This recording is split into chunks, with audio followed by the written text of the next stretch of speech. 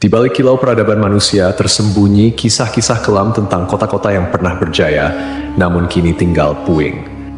5 nama terukir dalam sejarah bukan karena kejayaannya, melainkan karena kehancurannya yang spektakuler.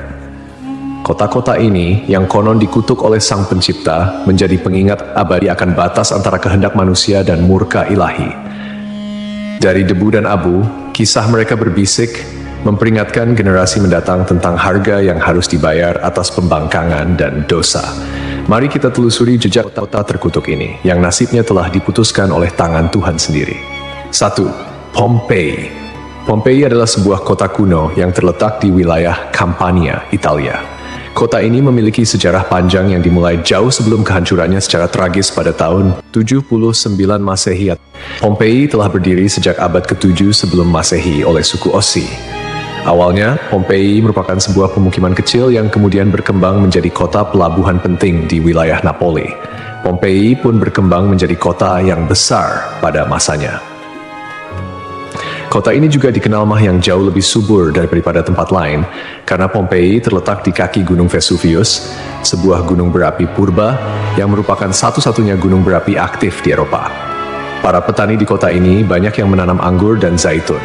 Kesuburan tanah ini merupakan salah satu faktor utama yang mendorong pertumbuhan dan kemakmuran Pompei selama berabad-abad. Meskipun Gunung Vesuvius telah lama menjadi bagian dari lanskap kota Pompei, penduduk kota tampaknya tidak menyadari bahaya yang kelak akan ditimbulkannya.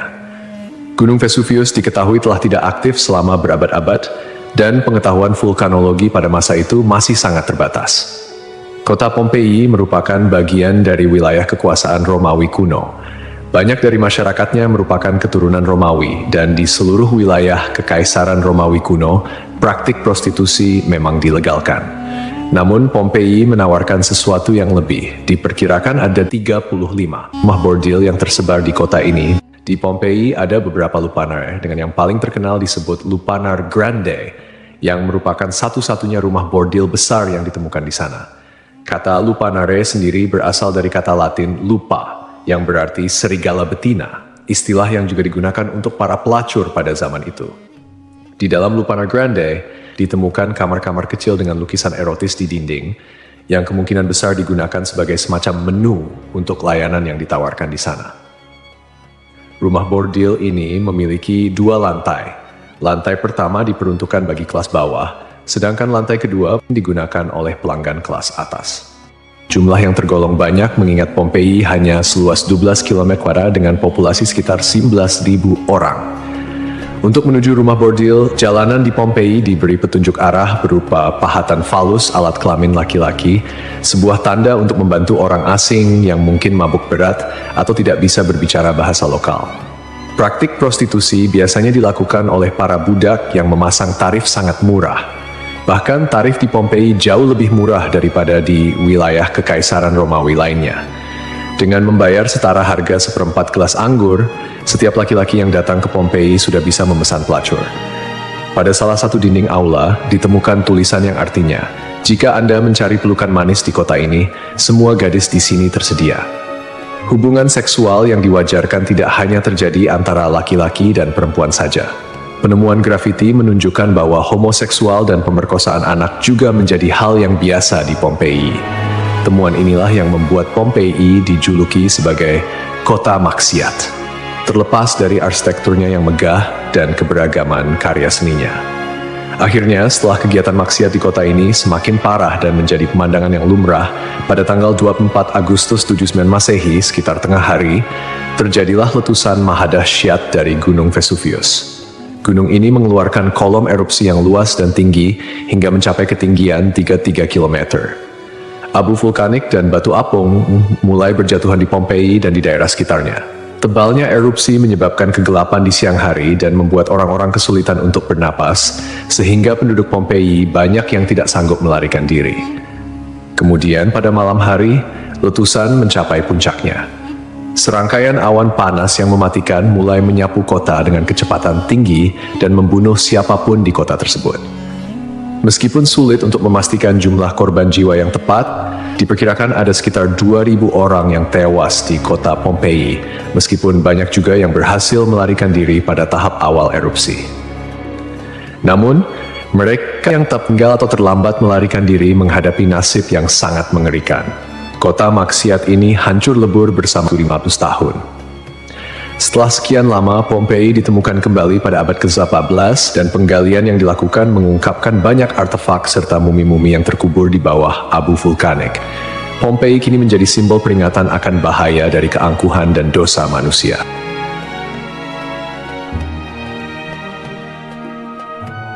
Kisah Desa Legetang.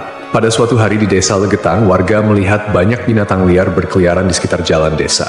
Binatang-binatang ini, seperti monyet, kera, babi hutan, dan lainnya, bukan berasal dari daerah tersebut. Setelah diselidiki, ternyata hewan-hewan ini berasal dari Gunung Pengamun-Amun, yang berada agak jauh dari Desa Legetang. Kejadian ini membuat warga khawatir dan mereka bermusyawarah untuk menyikapinya.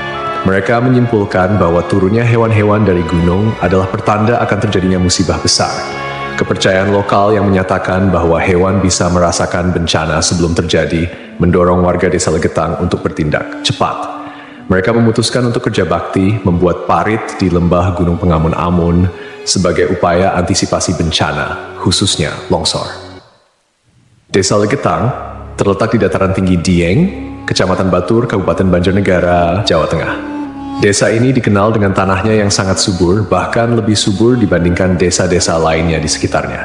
Sebagai contoh, jika semangka yang ditanam di desa lain hanya mencapai berat sekitar 6 kg, semangka yang ditanam di Legetang bisa mencapai 10 hingga 12 kg. Setelah parit selesai dibuat, kehidupan di desa kembali normal. Desa Legetang adalah desa yang makmur, hanya sedikit orang miskin di sana. Banyak saudagar kaya yang hidup mewah dan uang sering dihamburkan untuk hiburan. Setiap malam, mereka sering berjudi dan mengadakan berbagai hiburan yang tidak pantas, seperti kesenian lengger yang kadang berujung pada tindakan asusila. Kesenian ini yang hanya dilakukan di desa tersebut menjadi simbol betapa jauhnya masyarakat desa ini dari nilai-nilai agama dan moral. Setiap malam, penduduk Desa Legetang terlibat dalam berbagai bentuk kemaksiatan, termasuk perjudian, mabuk-mabukan, dan seks bebas. Mereka yang tidak terlibat dalam perilaku ini tampaknya membiarkannya, seolah-olah itu adalah hal yang wajar. Beberapa sumber melaporkan bahwa tingkat kemaksiatan di desa ini sangat tinggi, dengan beberapa laporan ekstrem seperti hubungan seksual antara anak dan ibu kandung. Desa Legetang mengalami hujan yang sangat lebat. Cuaca ekstrem ini disertai dengan petir yang menyambar-nyambar dan suara guntur yang menggelegar di langit yang gelap. Tiba-tiba, terdengar suara ledakan yang sangat keras yang dapat didengar hingga ke desa-desa di sekitarnya. Bukan paginya, setelah badai reda, penduduk desa-desa tetangga terkejut mendapati bahwa Desa Legetang telah tertimbun tanah dari puncak Gunung Pengamun-Amun. Tragedi ini menelan korban jiwa 351 orang, termasuk bayi dan balita. Hanya satu orang yang berhasil selamat, yaitu seorang pemuda bernama Suhuri yang sedang berada di luar desa saat kejadian. Secara logika, sulit untuk memahami bagaimana Desa Legetang bisa tertimpa longsoran dari puncak gunung yang jauh dan terpisah oleh lembah serta perkebunan. Penduduk desa telah membuat parit sebagai antisipasi terhadap longsor, tetapi bencana ini tampaknya melibatkan fenomena yang tidak bisa dijelaskan dengan mudah. Ada yang berpendapat bahwa kejadian ini adalah azab dari Allah, karena tidak dapat dipahami secara rasional. Ashabul Ras. Ashabul Ras adalah sebuah kaum yang hidup pada zaman dahulu. Kisah mereka disebutkan dalam Al-Quran sebagai salah satu kaum yang mendapat azab dari Allah Subhanahu wa Ta'ala. Nama Ashabul Ras secara harfiah berarti penghuni sumur atau pemilik sumur. Mereka tinggal di sebuah wilayah yang kini diperkirakan berada di antara Yamamah dan Hadramaut di Jazirah Arab. Kehidupan Ashabul Ras sangat bergantung pada sebuah sumur besar yang menjadi sumber air utama. Tidak hanya menjadi pusat kehidupan, tetapi juga menjadi simbol kemakmuran dan identitas kaum tersebut. Mereka membangun peradaban yang cukup maju di sekitar sumur ini dengan pertanian dan peternakan sebagai mata pencaharian utama. Namun, meskipun telah diberi nikmat berupa sumber air yang melimpah, Ashabul Ras justru menyalahgunakan anugerah tersebut. Mereka mengembangkan sistem kepercayaan yang menyimpang dan menyembah pohon cemara besar yang tumbuh di dekat sumur mereka. Pohon ini dianggap suci dan dijadikan objek penyembahan, menggantikan Allah Subhanahu wa Ta'ala sebagai Tuhan yang seharusnya disembah. Kemusyrikan Asyabul Ras tidak berhenti pada penyembahan pohon saja. Mereka juga mengembangkan praktik-praktik yang bertentangan dengan ajaran tauhid, seperti membuat patung-patung yang merepresentasikan dewa-dewa mereka, kemudian melakukan ritual dan persembahan kepada pohon cemara, serta menolak ajaran-ajaran monoteisme yang dibawa oleh para nabi dan rasul.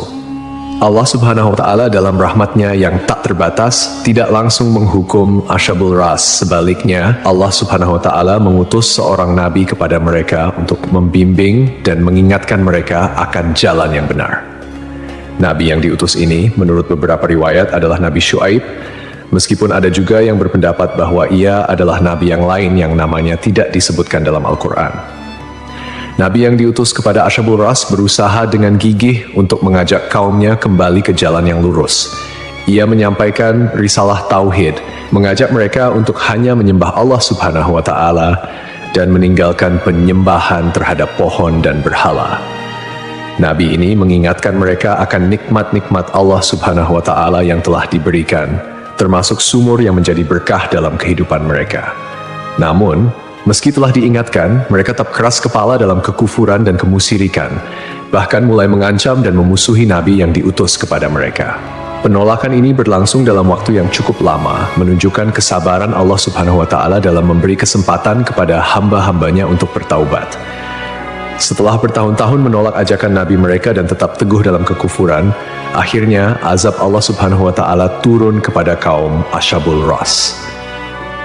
Azab ini datang sebagai konsekuensi dari penolakan mereka yang terus-menerus terhadap ajaran tauhid dan ketekunan mereka dalam menyembah selain Allah Subhanahu wa Ta'ala.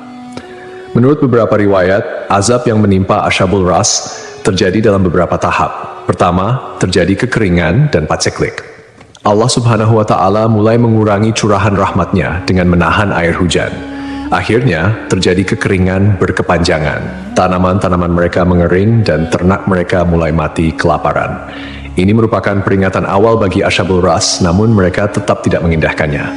Kemudian terjadi pencemaran sumur. Sumur yang menjadi sumber kehidupan mereka tiba-tiba tercemar. Airnya berubah warna, berbau busuk, dan tidak layak dikonsumsi. Hal ini menyebabkan krisis air yang parah di kalangan Asyabul Ras. Lalu datanglah gempa bumi. Sebuah gempa dahsyat mengguncang wilayah tempat tinggal Asyabul Ras. Gempa ini menghancurkan bangunan-bangunan dan infrastruktur yang telah mereka bangun selama bertahun-tahun. Akhirnya, mereka pun binasa, meninggalkan kisah yang menjadi peringatan bagi generasi-generasi setelahnya tentang konsekuensi dari menolak petunjuk ilahi dan hidup dalam kemusyrikan.